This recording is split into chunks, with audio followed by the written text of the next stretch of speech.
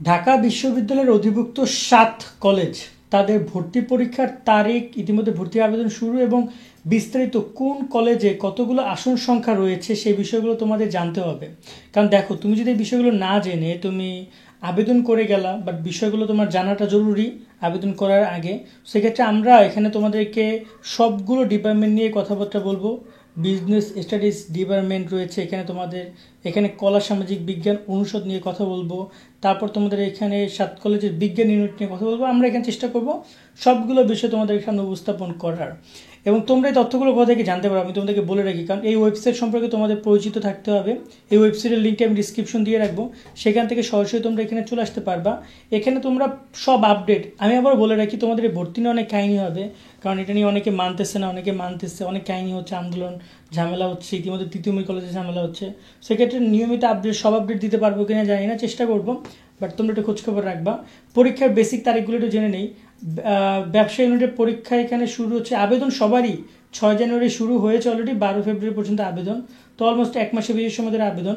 আর পরীক্ষা হবে ব্যবসা ইউনিট যাদের, তাদের পরীক্ষা হবে 18 এপ্রিল 11টা থেকে 12টা পর্যন্ত, 1 ঘন্টা। আর কলা এবং সামাজিক বিজ্ঞান অনুষদ তাদের আবেদন চলছে 25 এপ্রিল 11টা থেকে 12টা, তাদের পরীক্ষা শুরু হবে। বিজ্ঞান অনুষদের পরীক্ষা শুরু হবে তোমার এখানে 19 এপ্রিল 11টা থেকে 12টা। তারপর হচ্ছে গার্হস্থ্য অর্থনীতি ইউনিটের পরীক্ষা শুরু হবে 2 মে, মানে মে মাসে চলে যাবে তাদের পরীক্ষা। তারপরে রয়েছে প্রযুক্তি ইউনিট, তাদের পরীক্ষা শুরু হবে 26 এপ্রিল।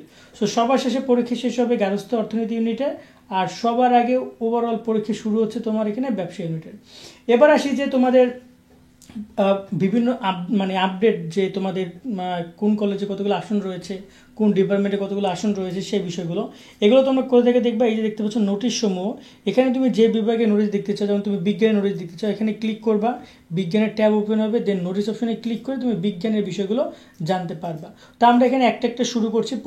প্রথমে আমরা ব্যবসা শিক্ষা ইউনিটের ব্যাপারগুলো দেখাই। এখানে যদি আমরা নিচের দিকে আসি, আমরা এখানে সব বিষয়গুলো একটা একটা দেখতে পারবো, ভর্তি পরীক্ষার তারিখ, যেগুলো আমরা এর আগে এখানে জেনেছি সেগুলো আমরা জানতে পারবো, তাই আমি এগুলোতে মানে আলোচনা করলাম না। বাট মানবন্টন তোমরা দেখতে পাচ্ছ, বাংলা, ইংরেজি, হিসাব বিজ্ঞান, ব্যবসা সংক্রান্ত ব্যবস্থাপনা, উৎপাদন বা ফিনান্স, যে কোনো একটা থেকে তোমাদের টোটাল 20 মার্ক করে 20টা 100 কোশ্চেন আসবে, টোটাল 100 মার্কের একটা এক্সাম হবে। এই হচ্ছে নম্বর বন্টন, এই সিম্পল ব্যাপার। আর এখানে যোগ্যতা, এই বিষয়গুলো নিয়ে তোমরা চাইলে এখানে পুরো ডিটেলস পড়ে নিতে পারো। বাট ওভারঅল তোমার এসএসসি যে মিলিয়ে 6.5 চেয়েছে, সেটা তোমরা বুঝতে পারছো, এবং সব ন্যূনতম তোমাকে 3 পয়েন্ট থাকতে হবে। এবার আসি আসন সংখ্যা নিয়ে কথা বলতে। এখানে তোমরা যদি দেখো, এখানে ঢাকা কলেজে টোটাল আসন আছে 588, এবং এখানে ডিপার্টমেন্টগুলো দেখতে পাচ্ছ। আমি ডিপার্টমেন্টের নামগুলো বললে অনেক সময় লাগবে, তোমরা নিশ্চয়ই বুঝতে পারছো যে এত সময় আমি মানে কীভাবে দিব। এখানে তোমাদেরকে ওভারঅল যদি বলা যায়, মোট আসন সংখ্যা আছে 588টা তোমার এখানে ঢাকা কলেজে বিভিন্ন ইউনিটের অধীনে। ওকে, যেমন ব্যবসা শিক্ষা ইউনিট কোটা, আচ্ছা মোট কোটা এখানে, হ্যাঁ দেখতে পাচ্ছ, এই যে টোটাল ব্যবস্থাপনা হিসাব বিজ্ঞান সবচেয়ে বেশি, বাকিগুলো অল্প অল্প করে, যেটা শুধুমাত্র এই ব্যবসা ইউনিটের শিক্ষার্থীদের জন্য, ঠিক আছে। এবং এখানে যদি আমরা দেখি, কবি নজরুল কলেজে রয়েছে এখানে সবচেয়ে বেশি, দুইটাই রয়েছে, ব্যবস্থাপনা হিসাব বিজ্ঞান, যেখানে 633টা। তারপর এটার মহিলা কলেজে রয়েছে এখানে 999টা, যেখানে হচ্ছে তোমার ব্যবস্থাপনা হিসাব বিজ্ঞান, মার্কেটিং, ফিনান্স, এই 4টাই আছে, 4টায় এই কোটাগুলো রয়েছে, ঠিক আছে। মোট আসন সংখ্যা রয়েছে। বদরুন্নেসা সরকারি মহিলা কলেজে এখানে 157টা আসন রয়েছে, যেখানে ব্যবস্থাপনা হিসাব বিজ্ঞানই মেইন। ওকে, তারপর এখানে রয়েছে তোমাদের সরকারি শহীদ সোহরাওয়ার্দী কলেজ, যেখানে ব্যবস্থাপনা হিসাব বিজ্ঞান মেইন, এখানে টোটাল 374টা আসন। সরকারি বাংলা কলেজে রয়েছে, তাদের 833টা আসন, মেইন হচ্ছে ব্যবস্থাপনা হিসাব বিজ্ঞান। ওকে, তিতুমির কলেজে রয়েছে 1317টা আসন, যেখানে তোমার ব্যবস্থাপনা হিসাব বিজ্ঞান, মার্কেটিং, ফিনান্স 4টায় তুমি পাচ্ছ, আর বাকি বিষয়গুলো কোটাগুলো দেখতে পাচ্ছ নিশ্চয়ই। ওভারঅল 4892টি কোটা রয়েছে, শুধুমাত্র আসন রয়েছে, কোটা না সরি, আসন রয়েছে তোমার এখানে শুধুমাত্র বাণিজ্য ইউনিটে বা ব্যবসা শিক্ষা ইউনিটে। দেন আমরা একটু কথা বলি কলা সামাজিক বিজ্ঞান অনুষদ। এখানে তোমরা দেখতে পাচ্ছ, যে আমি একটু জুম করে দেখাই, এই পাশটা হচ্ছে বিজ্ঞান অনুষদ ঢাকা কলেজে ওভারঅল তোমার এখানে টোটাল আসন সংখ্যা রয়েছে, মূল যে সাবজেক্ট 4টা, বাংলা, ইংরেজি, ইতিহাস, দর্শন, তার সাথে এখানে অর্থনীতি, রাষ্ট্রবিজ্ঞান, সমাজবিজ্ঞানের আসন বেশ ভালো আছে, সবগুলোই কম বেশি আসন ভালো আছে। এখানে টোটাল 1572টা আসন সংখ্যা রয়েছে। তারপর এই পাশে তোমার যদি বলি কবি নজরুল, সেখানে টোটাল 1169টা আসন সংখ্যা রয়েছে, এবং এখানে মেইন সাবজেক্টগুলো দেখতে পাচ্ছ, রাষ্ট্রবিজ্ঞান, অর্থনীতি, ইসলামিক স্টাডিজ, ইসলামী ইতিহাস, সংস্কৃতি, দর্শন, ইতিহাস, ইংরেজি, বাংলা। তারপর এখানে রয়েছে তোমার এই পাশে রয়েছে কোন সাবজেক্ট, এটা হচ্ছে সরকারি বাংলা কলেজ মিরপুর, মিরপুর সরকারি বাংলা কলেজে মোট আসন সংখ্যা রয়েছে 1118টা। সরকারি তিতুমির কলেজ তাদের আসন সংখ্যা রয়েছে 2360টা। এবং এখানে দেখতে পাচ্ছ কোন কোন সাবজেক্টে কত আসন সংখ্যা রয়েছে। আসন দেখে অ্যাপ্লাই করবা, রেজাল্ট খারাপ হলে বেশি আসন সংখ্যা অ্যাপ্লাই করবা। সরকারি শহীদ সোহরাওয়ার্দীতে 875টা আসন সংখ্যা রয়েছে। ইডেন মহিলা কলেজে মনে আসন সংখ্যা রয়েছে টোটাল 2156টা। আর বেগম বদরুন্নেসা মহিলা কলেজে রয়েছে আসন সংখ্যা তোমার 700, এখানে 769টা। টোটাল 10,19টা আসন সংখ্যা রয়েছে তোমার এখানে টোটাল এই যে অনুষদে, ঠিক আছে, কলা এবং সামাজিক বিজ্ঞান অনুষদে। আর যদি আমরা কথা বলি এবার বিজ্ঞান অনুষদ নিয়ে যদি কথা বলি, বিজ্ঞান অনুষদে তোমার এখানে টোটাল আসন সংখ্যা রয়েছে ঢাকা মিরপুর কলেজ, ঢাকা কলেজ যেটা রয়েছে, সরি ঢাকা কলেজে 1355টা।